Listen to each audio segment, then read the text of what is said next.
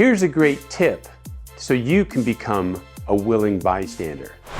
Preparedness is key. You know, when a large-scale disaster happens like a wildfire, major floods, landslides, snowstorm, ice storm, our organizations, our healthcare, our emergency response are already stretched.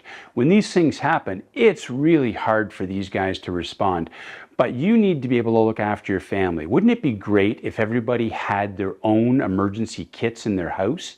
If they had a home preparedness kit for 72 hours with food and water, a plan for their pets, first aid kits, fire extinguishers, you know, you had your car all ready to go with a first aid kit and extra clothing and boots and hats and mitts.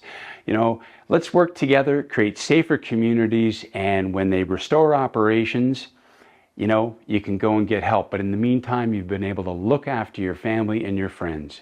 And just so you know, in our Ready First Aid app, you will find a prevention and preparedness section that with lists and links of official websites that show you how to get ready, how to look after your family and your friends. So please have a look and get ready. Thanks for watching this video. Now you're a willing bystander.